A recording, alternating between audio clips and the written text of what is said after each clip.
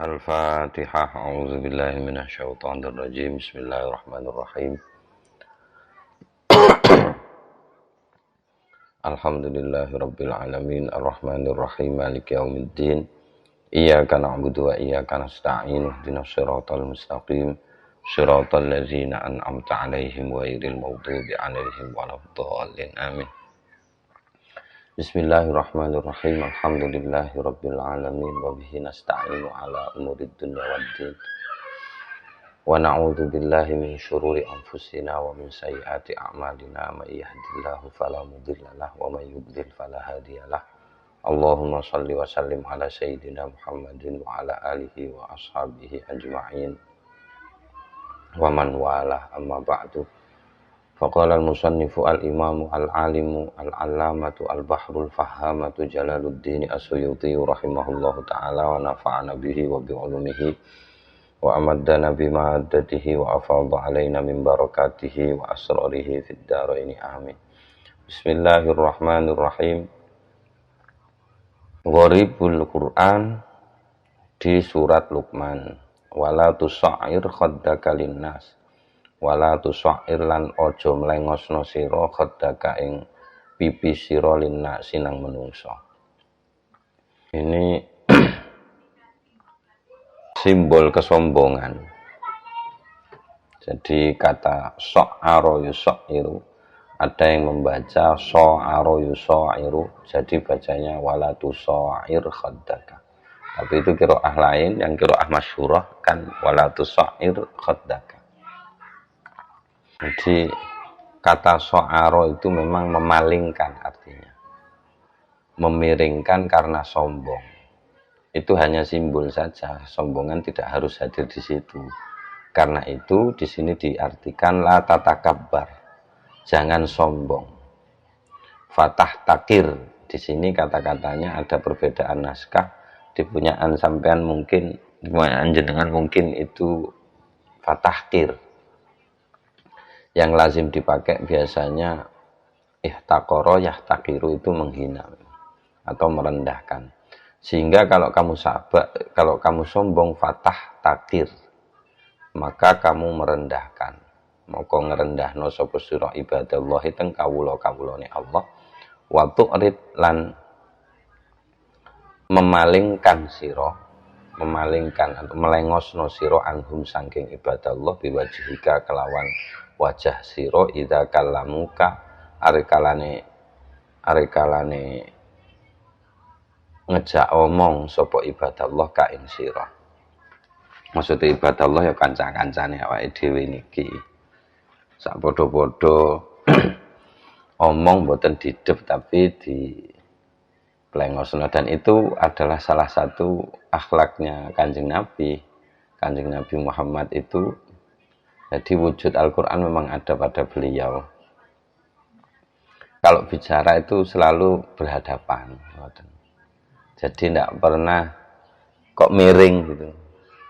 Kayak miring di samping, noleh itu. Tidak pernah katanya. Dalam riwayat itu gitu. Esok, rek-rek tenek dijupuk nang omah kulon. Aku tak syukuran tak tukane bakso jajan mbak Mawar. Kuwi tok ae wis lek emak jajan mbak Mawar. Bukan. Iku Iya. Ya. Ono selingan sedilo. Nah, itu dalam Al-Insan Al-Kamil itu, Muhammad Al-Insan Al-Kamil itu memang begitu. Kanjeng Nabi kalau ngobrol sama orang itu enggak pernah memelengoskan. Pernah sekali terjadi hanya raut muka beliau yang berubah. Itu aja udah ditegur sama Allah. Gara-gara ada Abdullah bin Umi Maktum hadir. Terus tiba-tiba nyelonong ngomong. Ketika Nabi sedang ngomong sama pembesar-pembesar Quraisy itu. Itu untuk Kanjeng Nabi ya jelas masalah itu. Kalau untuk level orang-orang kayak kita ya mungkin enggak. Tapi ini karena Kanjeng Nabi. Dan itu juga selain juga untuk contoh gitu, selain juga untuk contoh. Jadi Kanjeng Nabi, kita saja kalau kita sedang ngomong sama orang terus diselai, ada yang menyela itu kan ada gimana, raut muka langsung berubah. Dan berubahnya raut muka itu langsung ditegur, disindir sama Allah. Abasa wa tawalla an ja'ahul a'ma wa ma yudrika la'allahu yatazakka. Itu pun karena yang dihadapi Kanjeng Nabi itu orang-orang besar, orang-orang kaya, pembesar-pembesar Quraisy sedang minta penjelasan. Jadi Masya Allah Kanjeng Nabi itu. Nah ini walatu sa'ir khaddaka linnas, ini simbol itu. Meskipun sebenarnya kesombongan tidak harus tampil dalam gestur, tidak harus tampil dalam itu. Jadi kesombongan itu kalau Cak Nun mendefinisikan kan hanya desiran dalam hati saja. Maksret gitu aja itu udah kena gitu. Jadi la tatakabar itu maknanya sebenarnya. Ini langsung tafsirnya, tafsir mufradat riwayatnya Ibnu Abi Hatim ini langsung la tatakabar. Itu intinya yang dilarang, jangan sombong. Al-ghurur makna aslinya ini yang suka menipu. Memang penggaweannya menipu, tidak ada yang lain. Dia tidak nyambi jadi operator telepon, tidak nyambi jadi apa-apa. Karena itu mungkin alasannya di sini langsung ditafsiri secara terbatas asyaiton, setan. Jadi ayat 33 itu langsung diartikan setan. Wala yawurrannakum billahi al-ghurur. Kalau diterjemahkan secara menyeluruh dengan ayat ini dalam konteks wala yahurrannakum billahi al-ghurur. Jangan sampai al-ghurur itu membuat kamu berani menentang Tuhan. Kalau berani menentang Tuhan kan memang ketipu. Memang ketipu, dan al-ghurur di sini langsung dibatasi itu setan. Yang menipu itu asyaitonu gimana kok setan. Mana aslinya setan ya syato kalau dari segi bahasanya saja ya.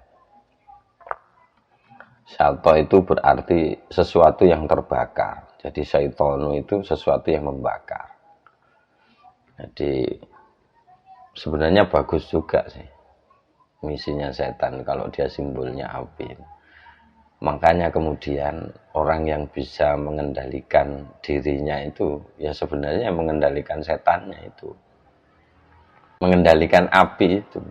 Karena api nggak buruk-buruk amat. Ibnu Sina menjelaskan bahwa kenapa magnet itu ajaib? Karena magnet memiliki bahasa untuk menyerangkan keajaibannya, yaitu daya tarik. Ada daya tarik, ada namanya daya tarik. Jadi daya magnetis itu ada sebutannya, al-jadzibah gitu sebutannya. Kenapa orang nggak kagum sama api? Karena api nggak punya itu, nggak punya sebutannya itu. Daya apa yang ada di dalam api itu? Apakah gaya tarik ada? Api itu ada. Orang yang mau dikop itu, kalau sekarang ada alatnya kop itu. Tapi kalau dulu kan pakai api bahkan sekarang pun ada yang tetap pakai api. Jadi gelas itu dikasih api dulu, langsung ditutupkan itu buat langsung narik. Jadi daya tariknya sebenarnya ada di situ. Tapi magnet tampak lebih mengagumkan daripada api. Ya karena itu katanya Ibnu Sina, karena ada bahasanya untuk daya yang ada dalam magnet itu. Tapi dalam api ini nggak bisa.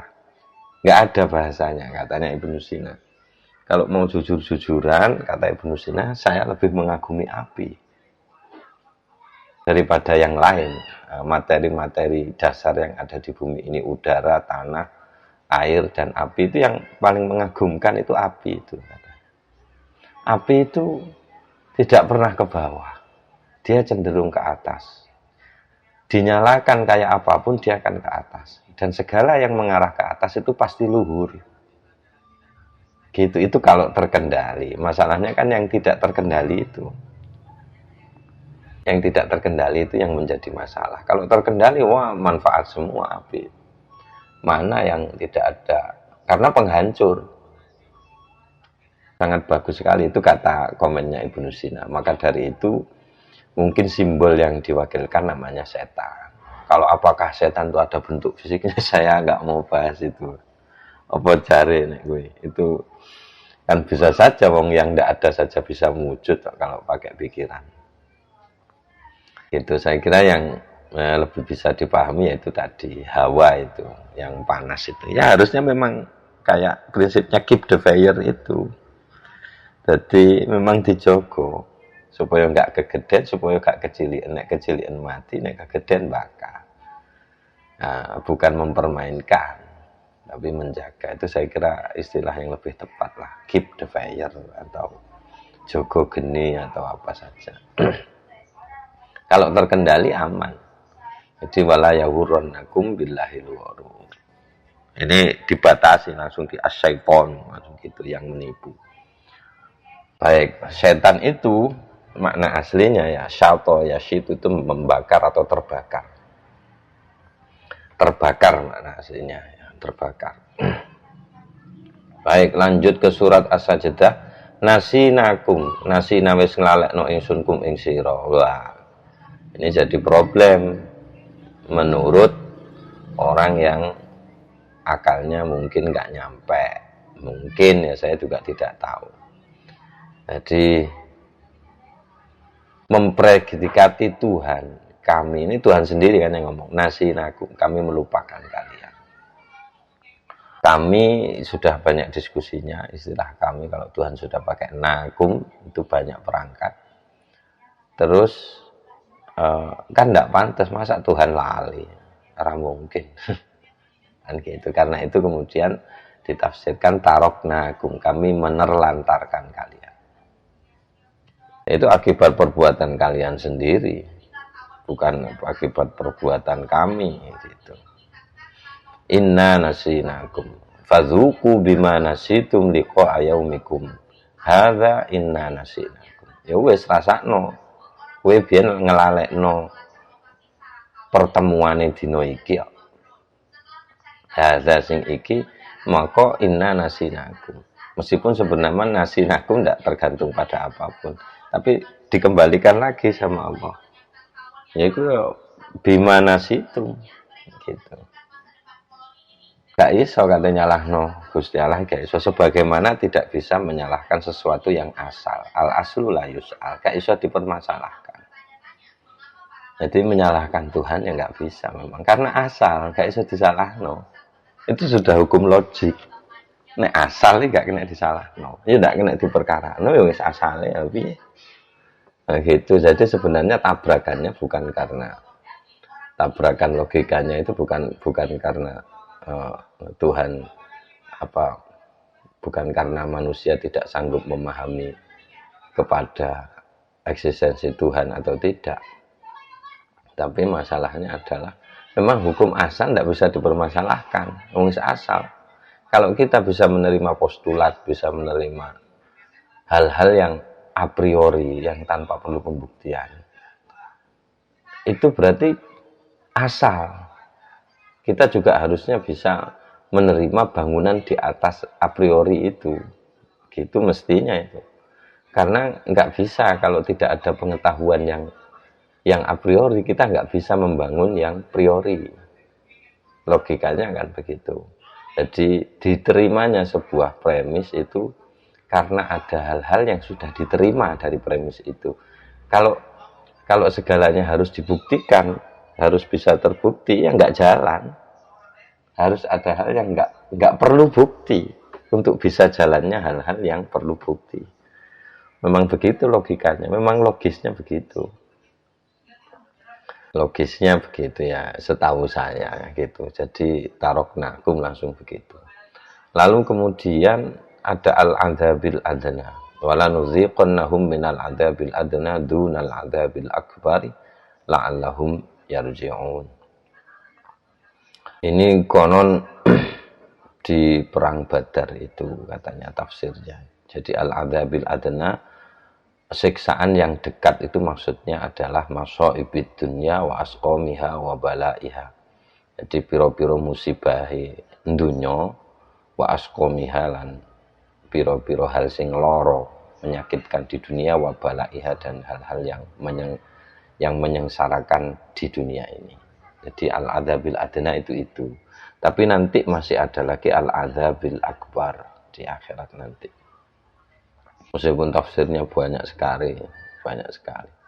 Bagi Ibnu Sina itu al-adzabil akbar di akhirat itu ketersiksaan yang sangat, itu bukan api neraka. Tapi ketika kerinduanmu nggak menemukan jawaban, nggak menemukan apa yang dirindukan, itu siksaan yang paling nemen. Dan itu nggak cukup. Api untuk mengembalikan ke asalnya itu nggak cukup, katanya api itu.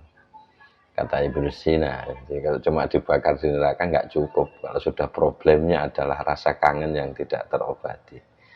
Jadi itulah daya penggerak pertama. Jadi gerakan seluruh alam semesta itu kangennya itu. Kenapa dia terus berputar? Kenapa? Karena masih mencari itu yang dirindukan itu. Selalu mengitari, terus berusaha untuk nyampe ke sana. Ya, konsepnya Ibnu Sina begitu, saya suka itu. Jadi hubungannya dengan api itu yang tadi sudah saya singgung. Istimewanya api itu adalah dia mengembalikan segala yang dia temui ke wujud asalnya. Apa saja sudah. Kalau ingin mengembalikan ke wujud asalnya, itu api yang sanggup memurnikan. Itu hanya itu. Nah, tujuannya pemurnian itu kan supaya ada inti yang nanti kembali kepada asalnya. Nah, orang-orang yang akan masuk neraka, penderitaan sebenarnya itu bukan karena panasnya api itu, terbakarnya tubuh atau bukan. Tetapi karena kerinduannya nggak nyampe, dia nggak kembali ke asalnya. Itu penderitaan yang sudah di atas penderitaan itu. Katanya begitu. Ya, selanjutnya adzabil akbarnya mungkin di situ ya. Kan tafsirnya banyak.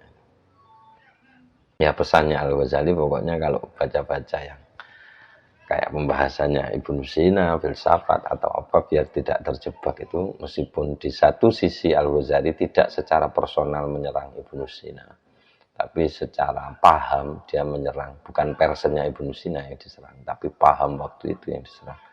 Beliau mengkafirkan Ibnu Sina, Al-Farabi, dan filosof-filosof yang diangkat oleh kedua filosof muslim itu. Nah, itu yang bikin saya perang batin itu, kok ini ternyata nggak semasa gitu. Masih lebih tua Ibnu Sina dan sudah meninggal beliau ketika Al-Ghazali hidup mengkritik mereka, karena pahamnya yang dikritik, bukan personnya. Ya, itu pesannya Al-Ghazali, tidak usah terjebak oleh kata, tapi kalau misalkan sudah paham konsepnya, ya konsep itu saja yang dipegangi untuk memahami hal-hal berikutnya. Tidak usah terjebak, mau disebut kerinduan, mau disebut rasa kangen, mau disebut apa saja, tenaga al-quwah, al-ishqiyah atau apa, terserah. Yang penting nggak usah terjebak sama kata, toh intinya satu gitu. Langsung ke surah Al-Ahzab. Salakukum. Menarik kata salakukum ini. Salako itu makna aslinya itu membakar, kalau tidak keliru, apa menggoreng gitu ya. Oh, di sini di kamus diartikan merebus. Artinya ingin mengubah sesuatu. Jadi nanti ada hubungannya dengan fitnah, ada hubungannya dengan hoak, ada hubungannya dengan itu kira-kira. Karena konteksnya ada di fitnah, ada di gosip dan yang hal-hal yang menyakitkan, hal-hal yang ingin meruntuhkan semangat seseorang. Jadi di sini asyik qad ya'lamullahul mu'awwiqina minkum wal qa'ilina li ikhwanihim halumma ilaina wa la ya'tunal ba'sa illa qalila. Surah Al-Ahzab ayat 19. Asyihatan alaikum, pelit pada kalian, fa idza ja'al khaufu ra'aitahum yanzuruna ilaika taduru a'yunuhum kalladzi yusha 'alaihi minal maut. Ini orang-orang munafik. Begitu ketakutan datang, kamu akan melihat mereka memandangmu, mata mereka berputar-putar seperti orang yang kesurupan, seperti orang yang mau pingsan karena hampir mati. Hati ketakutan. Fa idza dzahabal khaufu, begitu ketakutan itu hilang, salakukum bi alsinatin hidadin asyihatan alal khair. Mereka mencibir. Mungkin begitu bahasanya. Karena cibiran itu bisa berarti rebusan, bisa berarti gorengan, bisa berarti fitnah dan lain sebagainya.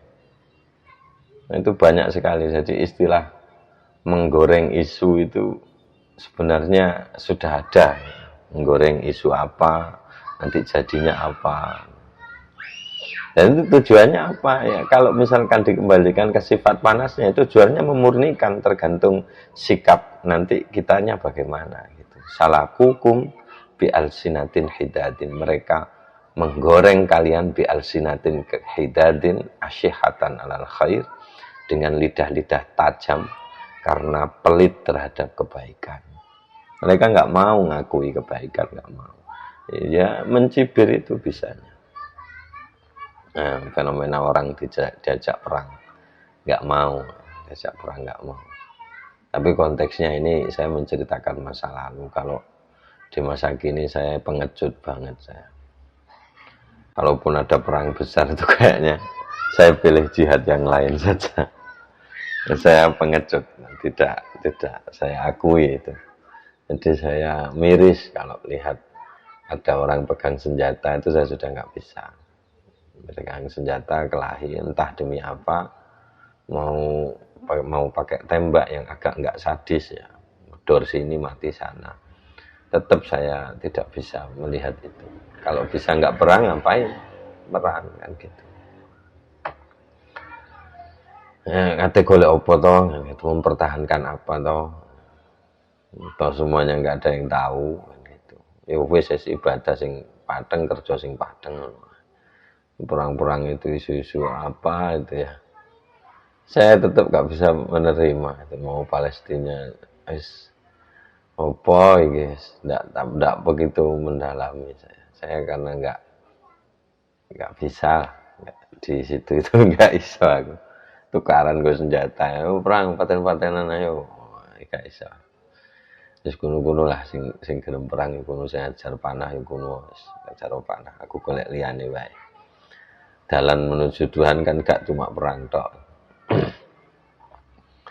Perang fisik dalam arti ya, meskipun sebenarnya perang ya bisa dalam bentuk yang lain. Terus kemudian di sini ditafsirkan istakbalukum, menghadapi. Diartikan salakukum itu diartikan istakbalukum, menghadapi sapa wong munafik iku kum ing sira fi alsinatin hidatin, kelawan lidah sing tajam. Mestinya kan yang tajam itu pedangnya untuk membunuh musuhnya, bukan lidahnya. Meskipun ada yang itu bilang bahwa lidah lebih tajam dari pedang. Ya, turji mantasya wa tu'wi ilaika mantasya. Di sini langsung ke ayat 51. Jauh loncatannya. Turji mantasya minhunna wa tu'wi ilaika mantasya. Ini khitabnya kepada Nabi Muhammad. Ya ayuhan nabiyyu inna ahlalna laka azwajaka allati ataita ujurahunna wa ma malakat yaminuka mimma afa Allahu alaika wa banati ammika dan seterusnya. Wa mra'atan mu'minatan iwahabat nafsaha lin nabi. Nabi punya hak khusus ini.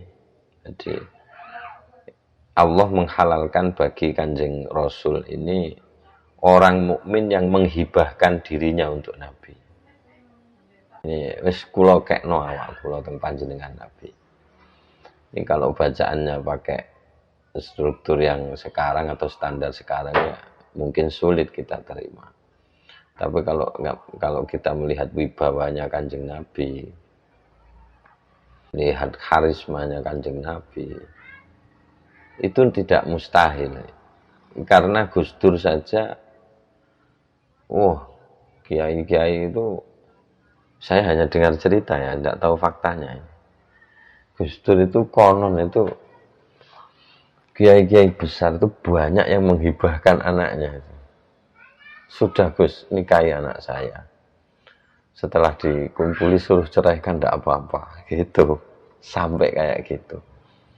Apalagi Kanjeng Nabi gitu. Sama kayak fenomenanya Nabi Isa itu. Kalau saya sedang hidup bersama Nabi Isa, tidak jamin saya tidak nyembah Nabi Isa. Tidak ada jaminan itu. Karena yaitu tadi yang ditampakkan dari Nabi Isa itu bukan kemampuan manusia. Menghidupkan orang mati, burung sudah hancur jadi utuh. Itu bukan sulapan, memang beneran itu. Ya iman ya.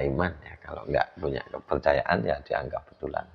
Maksud saya dari segi karismanya itu. Ya, setelah itu apa namanya, salah satu wanita yang dihalalkan kepada Nabi tipenya adalah imro'atam mu'minatan in wahabat nafsahalin Nabi. Di sini Allah pun berakhlak kepada Nabi. Jadi wahabat nafsahalin Nabi. Mestinya ini ayatnya kalau sesuai dengan yang urutannya, siakul kalamnya, mestinya bunyinya gini, in wahabat nafsaha laka, gitu.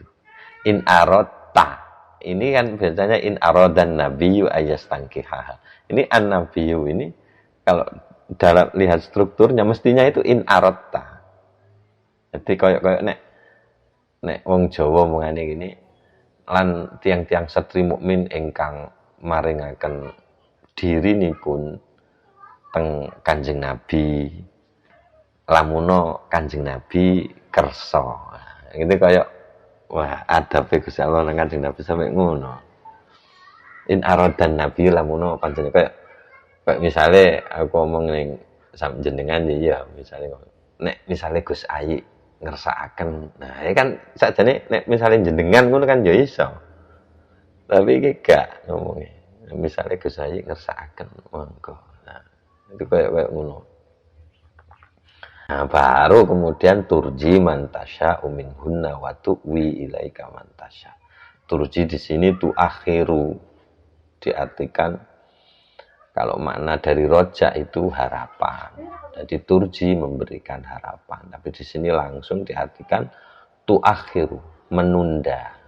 Jadi kamu bisa menunda orang atau perempuan-perempuan yang sudah kamu kehendaki, kamu bisa menundanya, maksudnya mengakhirkannya, menunda untuk tidak menikahi. Watu'wi ilaika mantasya. Watu'wi itu bisa mengambil artinya, atau mengambil untuk dilindungi menjadi istrinya Kanjeng Nabi. Ilaika mantasya. Kira-kira begitu. Diturji di sini diartikan mengakhirkan. Biasanya kan kalau ada ditunda atau diakhirkan jadinya harapan kan gitu. Jadi masih tidak keluar dari makna aslinya.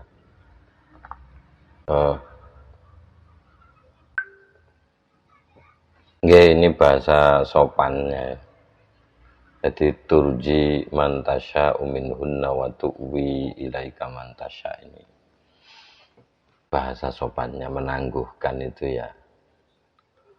Konon ini apa namanya? Ya terjemah kasarnya kamu boleh pilih lah mana yang akan kamu gauli, mana yang tidak gitu. Wa tu'wi ilaika mantasya. Turji mantasya minhunna wa tu'wi ilaika mantasya.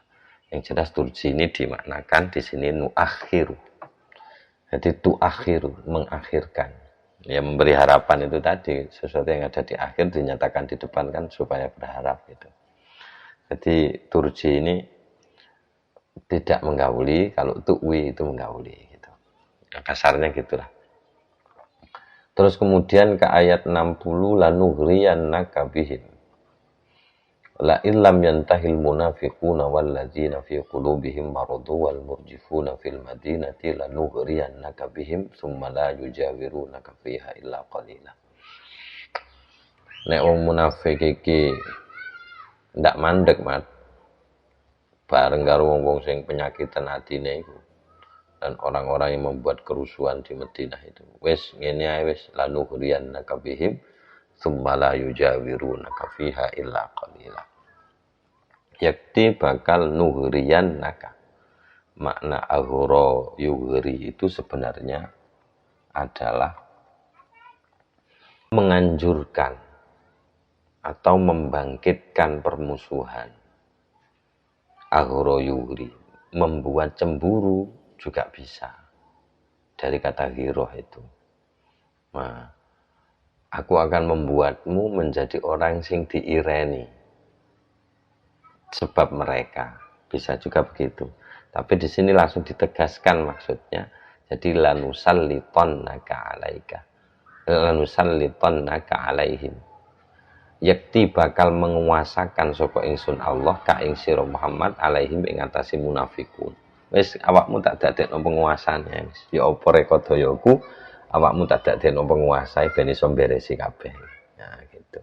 Pada akhirnya dengan skenario tertentu Nabi Muhammad betul menjadi orang nomor 1 di Mekah.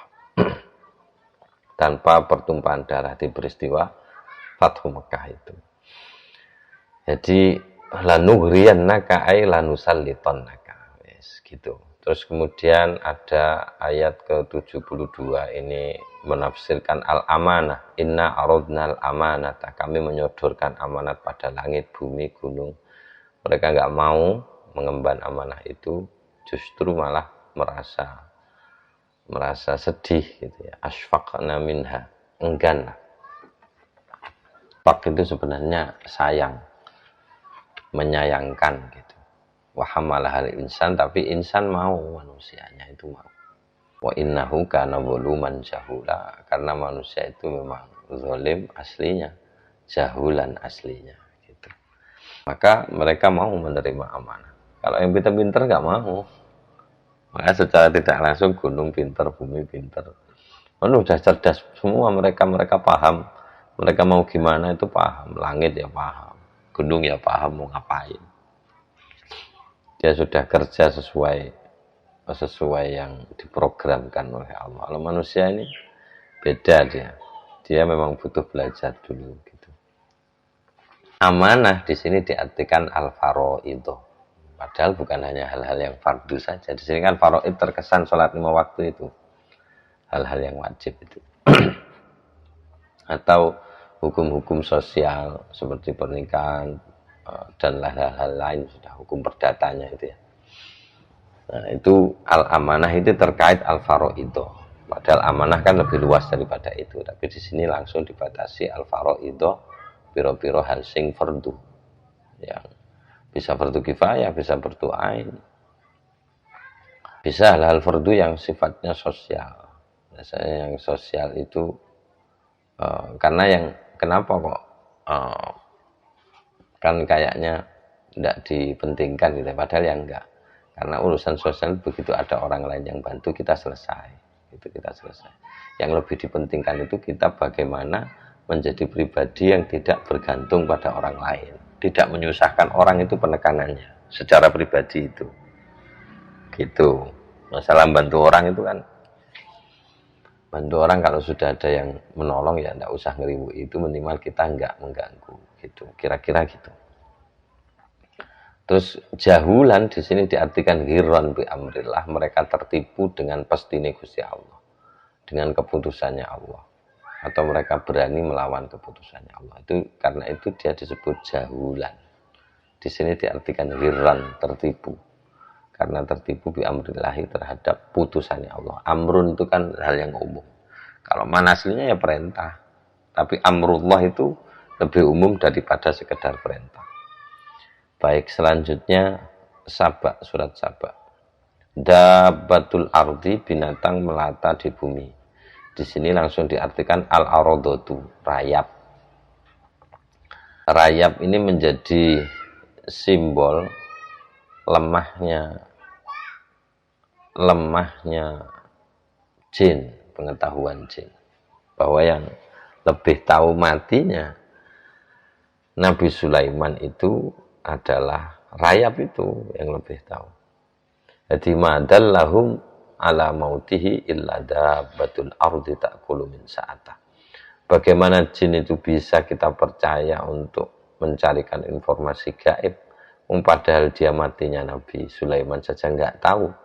Yang ngasih tahu justru rayap sebagai tanda Nabi Sulaiman meninggal. Jadi ketika sholat, jadi duduk sama bertenggerkan, pokok duduk ya, berdiri bertenggerkan itu apa namanya, tongkatnya beliau itu, sampai tongkat itu habis dimakan rayap, terus kemudian beliau jatuh. Disitulah jin tahu bahwa ternyata Nabi Sulaiman sudah meninggal. Falamma kharra tabayyanatil jinnu allau kanu ya'lamuna al-ghaiba lama labithu fil adzabil muhin. Begitu Nabi Sulaiman terjatuh, jin itu lagi nyadari bahwa andaikan mereka itu tahu sesuatu yang gaib, niscaya mereka tidak akan tetap berada dalam penyiksaan yang jelas. Maksudnya kan ketika itu dipekerjakan, kan tidak mau mereka. Ya apa-apa jenenge wong dipekerjakan itu kan ya ono susah. Meskipun jin tidak sama seperti makhluk fisik manusia yang punya capek atau apa, jelas kemampuan mereka itu kan lebih gitu. Anggap saja gitu ya, saya nggak begitu tahu benar. Nah, mereka dalam pengawasannya Nabi Sulaiman, mereka tersiksa di situ. Nah, ketika masih ada Nabi Sulaiman dijogo, kudu dijogo, ndak kena dijul, nek dijul ya modar, ndak gelem kerja, jadi diawasi terus. Nabi Sulaiman berdiri di situ sambil pegang tongkatnya. Itu artinya mereka ada dalam sebuah situasi yang tidak mereka inginkan, dan itu ketersiksaan. Fil adzabil muhinnya di situ. Dia berada dalam situasi yang tidak dia inginkan. Wong pingine gidolan malah dikongkoni Nabi Sulaiman. Dan itu satu-satunya kemampuan yang diberikan kepada Nabi Sulaiman. Rabbi habli mulkan la yambaghi li ahadin min ba'di.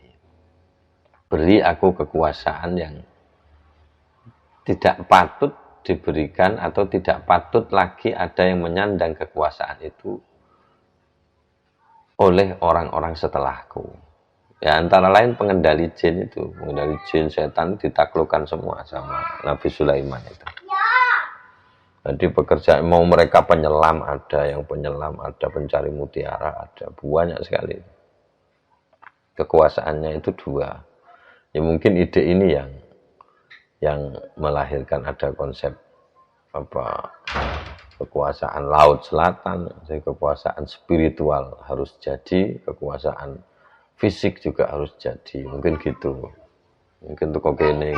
Atau kalau kita jadikan pola, mungkin pola seperti ini sudah ada sejak dulu. Jadi orang itu perlu menguasai dua alam.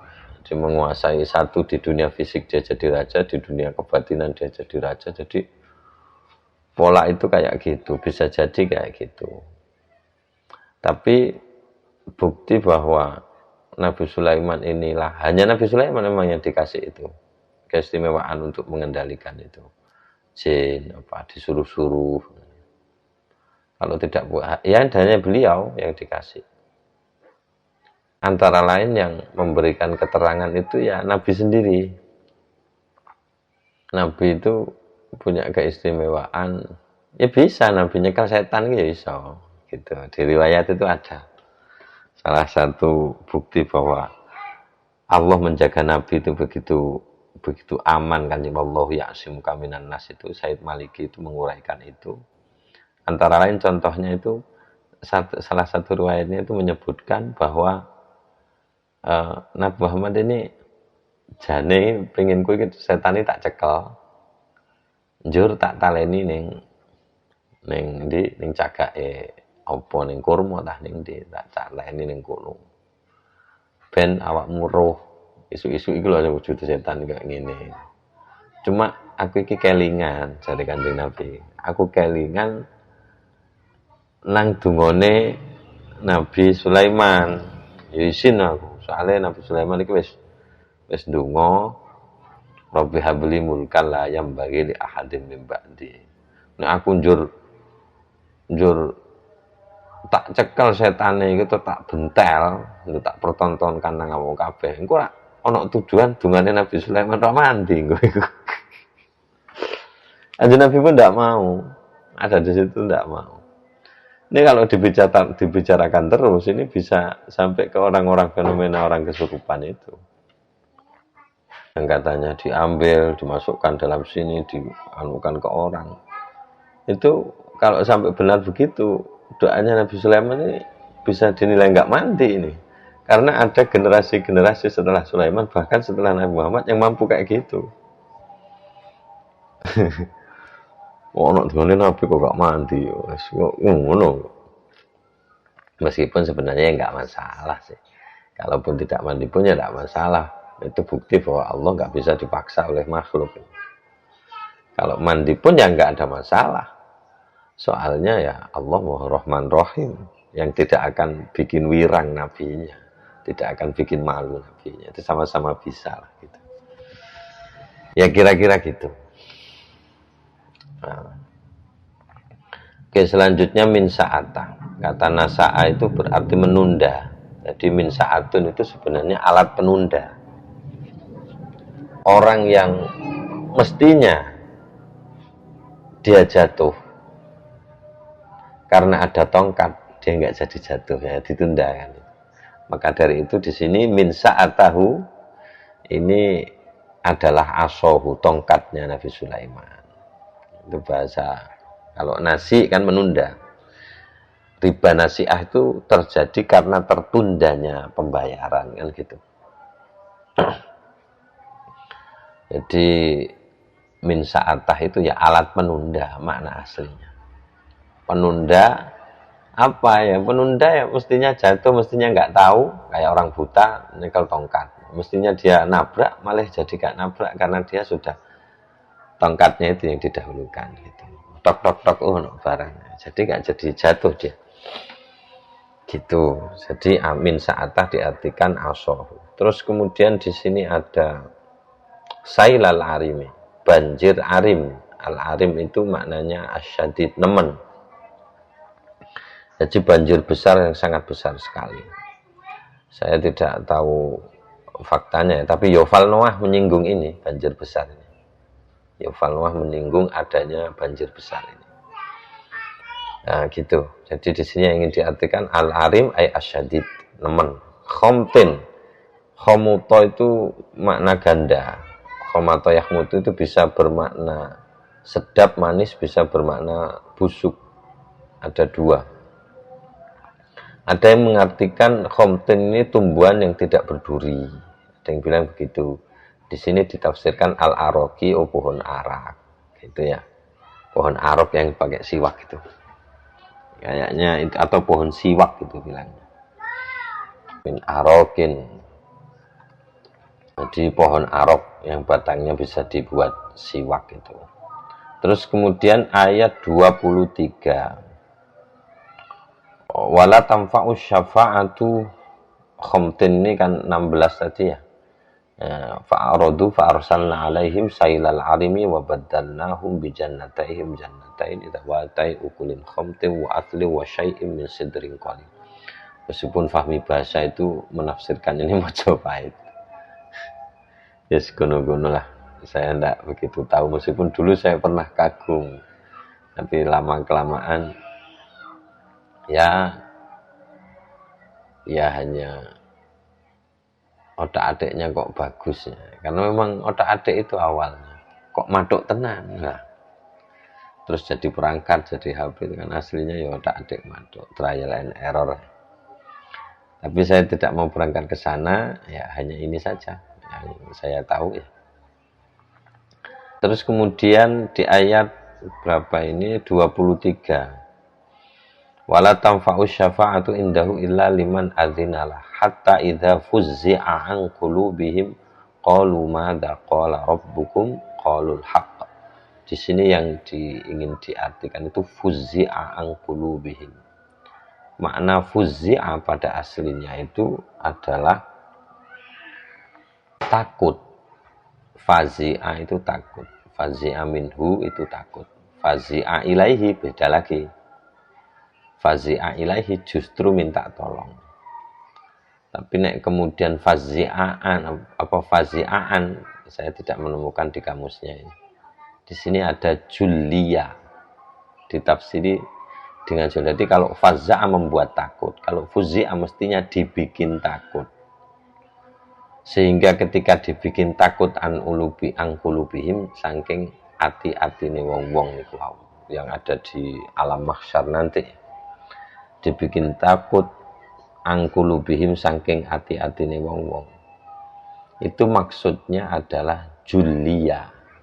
Di sini dibaca faza'a di harokatinya. Tapi kalau ikut qiraah masyhurah itu fuzzi'a. Jadi mestinya julia. Julia itu makna yang asli. Makna kamus, maksud saya bilang makna asli itu adalah makna kamus. Itu maknanya adalah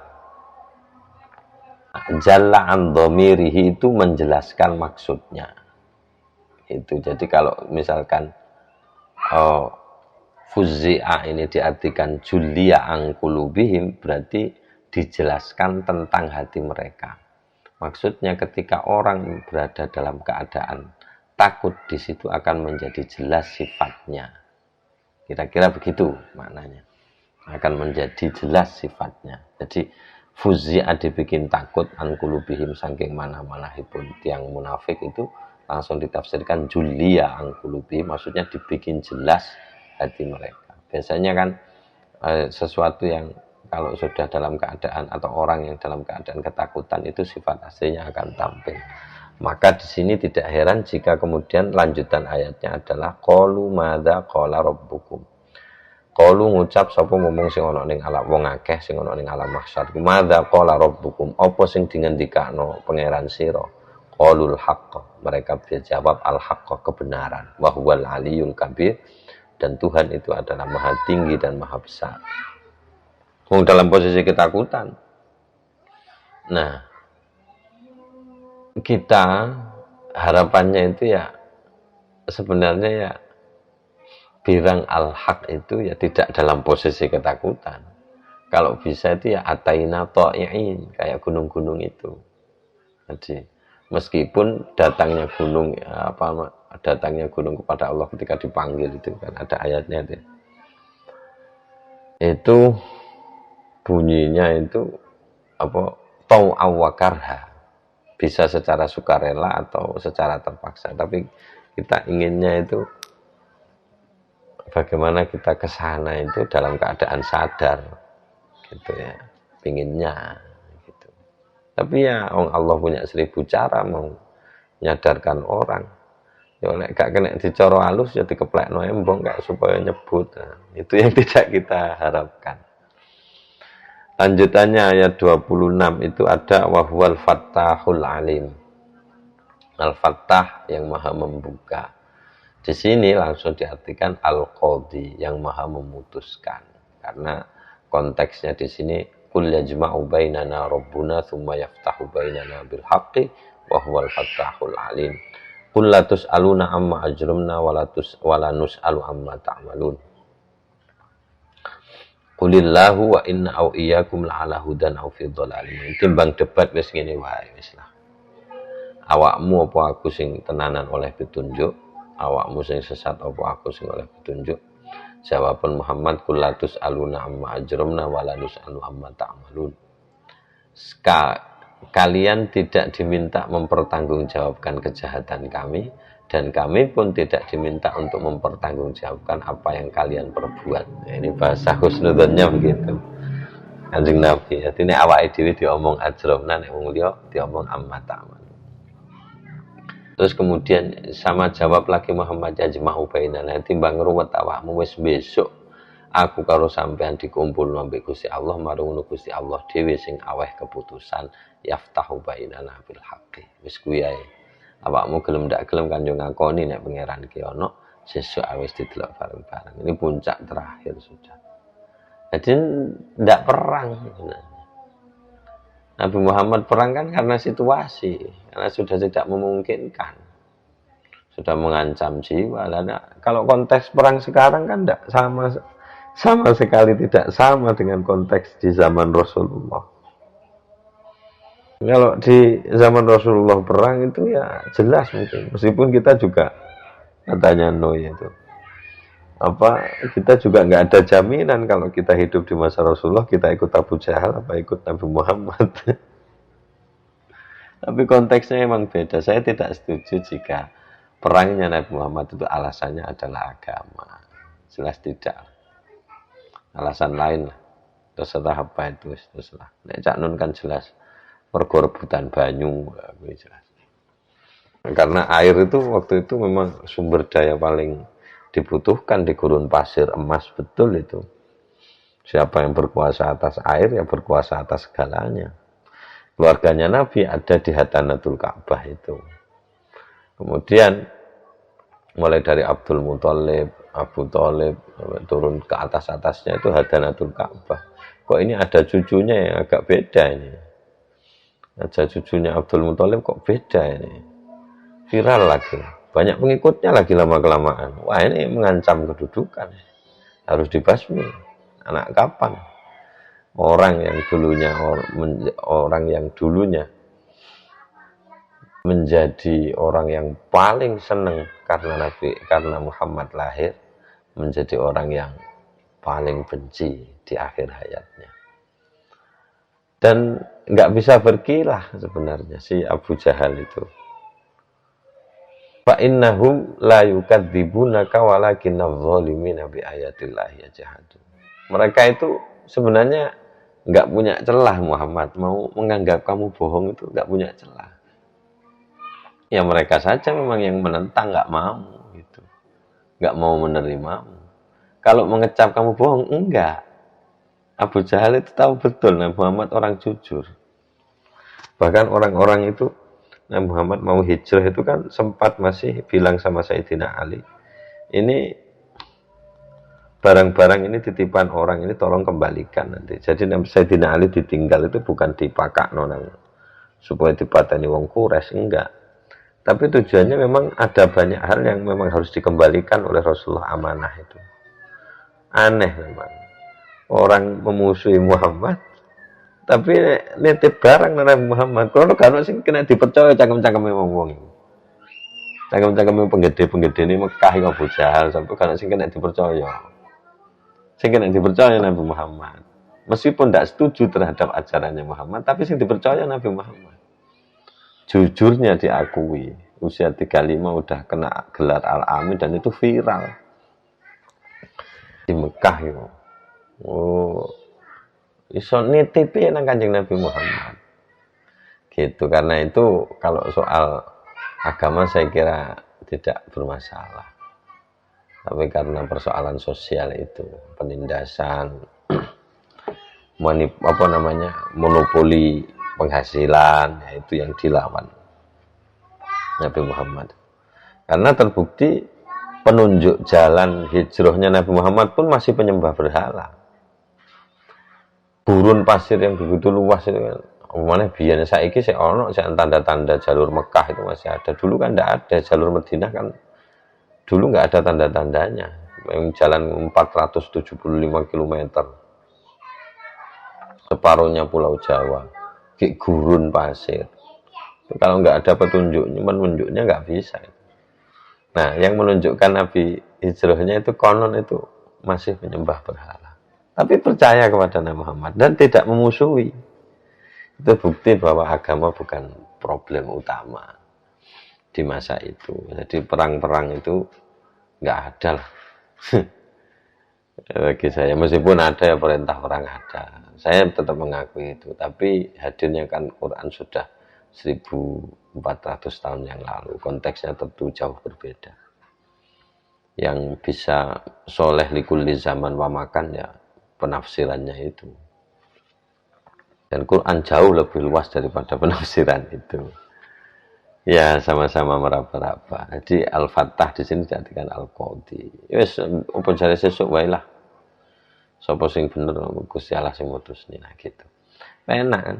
Ya udah kita ibadah seperti yang kita yakini.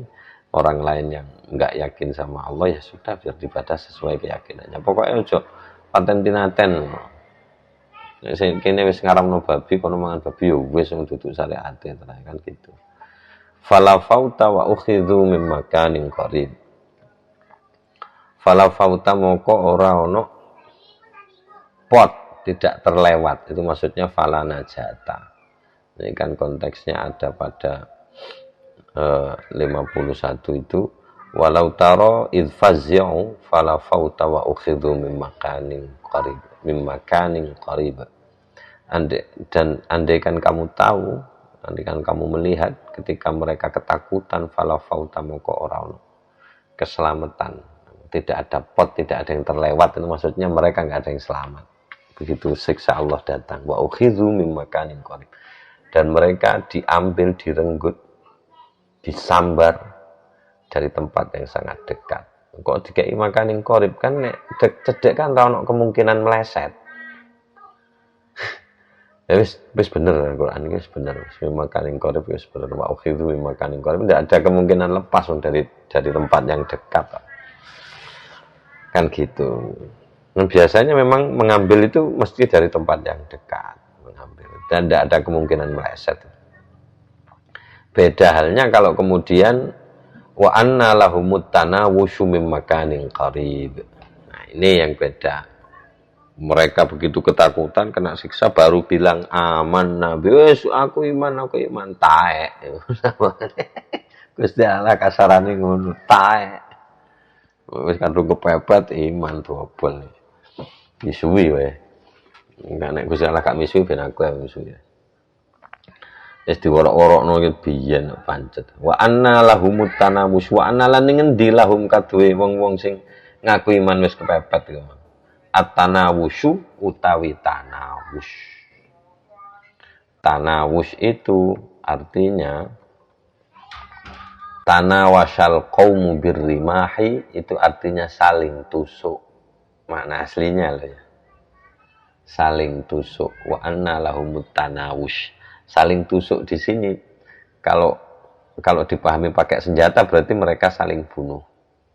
Tapi ada aslinya ini penggunaan yang hebat Al-Qur'an ini. Jadi tanawush di sini langsung diartikan saling tusuk, kan posisinya kan amat dekat. Beda dengan saling bedil. Kalau saling bedil ada kemungkinan jauh. Di sini maknanya saling tusuk. Bagaimana bisa ada kemungkinan saling tusuk mim makanin ba'idin, dari tempat yang sangat jauh? Ya enggak mungkin. Artinya ungkapanmu yang aman nabi itu aduh wisan. Kon bengok-bengok wis aduh wisan. Wis tidak ada kesempatan sudah. Gitu maksudnya. Tapi Quran paribasane ngono. Anna lahumut tanawus. Kalau tadi kan renggutan dari jarak dekat. Kalau ini at-tanawus min makanin ba'id. Mana bisa saling tusuk dari jarak jauh? Ya raiso. Ini untuk menggambarkan ketidakmungkinan saja. Kamu bilang aman nabi wis ra nek gunane. Mbok kok ulangi ping swidak jaran ra nek gunane. Wa qad kafaru bihi min qablu, wong biyen kowe wis kafir. Wa yagdzifuna bil ghaibi min makanin ba'id. Dan mereka sudah melemparkan barang gaib dari tempat yang sangat jauh. Sudah tempat melemparnya sudah jauh, terlemparnya tambah jauh lagi. Kamu sudah nggak percaya sejak dulu. Wahila bainahum wa baina ma yashdahuna kama fu'ila bi asyahim. Itu terusan ayatnya. Apa wa anna lahumut tanawusyu, di sini gampangnya langsung diartikan fakaifa lahum birraddi. Maka bagaimanakah mungkin lahum kaduwe wong-wong sing wis diadili oleh Allah di akhirat itu, yang tidak ada kemungkinan selamat itu, birraddi kelawan den balekne. Tidak bisa dikembalikan ke dunia lagi, sudah jauh, kamu udah mati, nggak bisa hidup lagi. Nggak bisa hidup di duniamu yang dulu. Kamu sekarang sudah hidup di alam yang lain, kamu sudah ada di akhirat, dan ini abadi. Jadi jauh wis. Biyen wis tak kei kesempatan ragamu mbek nyawamu ning donya kono. Ora gelem iman. Ya wis, saiki wis satu wahila bainahum wa baina ma yashtahun. Dihalangi sudah antara sesuatu yang mereka inginkan dan diri mereka sudah jauh. Karena itu sudah di dunia ini kamu bisanya berbuat, kalau sudah di sana nggak bisa balik lagi. No way home. Tidak ada jalan pulang ke dunia sudah.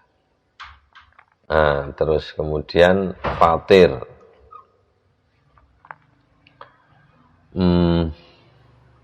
Ya, saya lanjutkan agak cepat. Bismillahirrahmanirrahim. Fatir niki surat Fatir yang apa? Oh, apa? Ghoribnya di surat Fatir ini adalah salah satunya itu ayat 10. Ayat 10 yang isinya adalah al-kalimut thayyibu. Al-kalimut thayyibu wal amalus shalihu yarfa'u. Ilaihi yas'adul kalimut thayyibu. Ilaihi menuju Allah yas'adu munggah al kalimut thayyibu apa ungkapan-ungkapan at-thayyibu apa ungkapan at-thayyibu ingkang sae. Di sini diartikan zikrullah, ingat Allah. Itu sudah ungkapan yang paling bagus. Utawa nyebut Allah. Kan dua memang di Al-Qur'an itu. Ya kalau enggak bisa, ada dua kan antanya. Fadhkurusmallahi alaih, ada fadhkurullah, itu beda. Kalau fadhkurusmallahi alaih itu dalam konteks nyembelih. Jadi menyebut asma Allah nganggo bismillah ta nganggo bahasa apa yang intinya menyebut Allah. Menyebut dengan lisan. Tapi kalau fadhkurullah itu beda. Ingatlah kamu kepada Allah, itu beda urusan zikrullah itu. Ya luas lah, jenengan bisa memaknai sendiri. Nah itu yang naik kepada Allah wal amalus sholihu, dan amal soleh ini pasti sosial. Nah di sini diartikan ada faraid, melaksanakan hal-hal yang fardu, baik sifatnya fardu ain maupun fardu kifayah. Yang kifayah ini yang sosial. Gitu. Jadi memang ada terma itu, dan Kanjeng Nabi dua itu. Enggak satu, Kanjeng Nabi enggak fardu yang sosial saja, yang fardu ainnya juga jalan Kanjeng Nabi. Jadi figur yang sudah lengkap lah Kanjeng Nabi. Kalau mau lihat sana ada wali bisa terbang. Oke. Ya kira-kira begitu ya. Jadi ada faraid itu dua. Dan contohnya ya Kanjeng Nabi itu wis. Jadi kita ini enggak repot nyari standar gitu. Bukan berarti membandingkan kepada Kanjeng Nabi, ya enggak. Ada orang sufi sana enggak nikah, enggak, wah hebat top, bisa terbang. Nabi lo nikah, kan enggak rut. Sana ada itu, ada orang yang hakikat yang enggak sholat 5 waktu, Kanjeng Nabi lo sholat. Tapi dia banyak itu amalnya, kok menolong janda, menolong sembarang sebutnya. Ya Nabi ya menolong. Bahkan Nabi disebut Abdul Yatama sama apa satu itu, lupa saya sebutannya. Kanjeng Nabi yang akrab sama janda-janda tua itu. Bukan untuk menggauli mereka, enggak. Ya menghibur, memberikan nafkah. Intinya ya itulah dua itu. Ya enggak, al-faraid ya memang konsepnya di fikih Islam memang dua, ada fardu ain ya ada fardu kifayah. Semua sama-sama fardu gitu. Baik, ada konsekuensinya. Qitmirin ayat 13. Walladzina tad'una min dunihi ma yamlikuna min qitmir. Orang-orang yang atau berhala-berhala yang kamu sembah selain Allah itu, mereka bahkan tidak memiliki sama sekali qitmirin. Qitmirin itu adalah al-jildi, kulit, alladzi yang yakunu ono apa alladzi ala zuhrin nuwati ing atase gegere biji. Cuman kalau tahu kacang, anggap saja biji kacang kan ada kulit tipisnya itu, yaitu kitmir. Sebenarnya ya tidak hanya kacang saja, semua biji yang kemudian kalau dikeringkan ada kulit tipisnya itu, yaitu itu aja nggak punya gitu. Terus kemudian berhala-berhala itu nggak punya itu. Terus luhubun ini mana artinya lelah. Nah, kan tidak pantas disandarkan kepada Allah, ini masa Allah capek.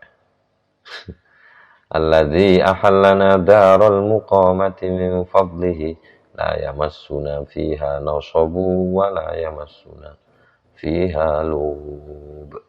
Oh ini bukan predikatnya Allah, ini predikat dari pada apa sifat payah ini dipredikatkan kepada ahli surga, ini tidak ada. Jadi di surga nanti itu alladzi ahallana, jadi Tuhan kami adalah zat yang menempatkan kami di darul muqamah min fadli karena karunia-Nya, bukan karena apapun.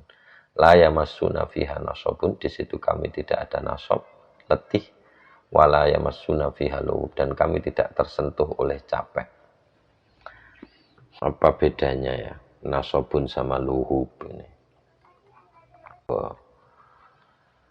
Kalau nasabun itu ada unsur penyakit katanya ya di sini. Jadi bedanya sama luhub. Kalau luhub itu murni capek, capek mungkin karena melakukan sesuatu terus capek. Tapi kalau nasabun ini capek yang akibat dari penyakit tertentu. Kira-kira gitu bedanya. Nah, cuma di sini diartikan i'yaun. I'yaun itu dari a'ya yu'yi. Jadi a'ya itu meletihkan makna aslinya. Jadi ayiya letih, kalau iya membuat letih. Jadi di surga itu kami tidak tersentuh itu, karena sudah di surga. Kalau capek, kalau ada capeknya berarti ya enggak surga. Ya, bismillahirrahmanirrahim. Saya lanjutkan lagi. Oh, cukup naik. Mungkin sampai di sini dulu. Belum bisa melanjutkan lagi. Nah, maksudnya saya cukupkan sampai di sini dulu. Wis matur nuwun sing akeh. Ngapura sing akeh, nek ana kebabas-kebabas ketarangan ya sepura sing akeh. Nek ana klerune ya sampean benerne ya. Matur nuwun sing akeh. Mugi slamet kagem panjenengan sak keluargi kabeh keluarga besar Pondok Pesantren Al-Qohar. Wis mugi-mugi pinaringan rasa tresna terus ngantos mboten wonten ngantosipun. Wis matur nuwun akeh sing akeh. Yasin, kosakata gharib yang ada di surat Yasin. Wallahu a'lam bishawab. Bismillahil Fatihah. A'udzu billahi minasyaitonir rajim. Bismillahirrahmanirrahim. Alhamdulillahirabbil alamin. Arrahmanir rahim. Maliki yaumiddin. Iyyaka na'budu wa iyyaka nasta'in. Ihdinas shiratal mustaqim. Shiratal ladzina an'amta 'alaihim ghairil maghdubi 'alaihim waladdallin. Amin. Kalamu qadimul la yumallu sama'uhu tanazzaha an qawlin wa fi'lin wa niyatin bihi ashtafi min kulli da'in wa nuruhu dalilul liqalbi 'inda jahli wa hayrati. Faya Rabbi matti'ni bisirri hurufihi wa nawwir bihi qalbi wa sam'i wa muqlati. Wa ya Rabbi waffiqni bitaqwaka ya Allah. Wa ya Rabbi irhamni bihusni khatimah.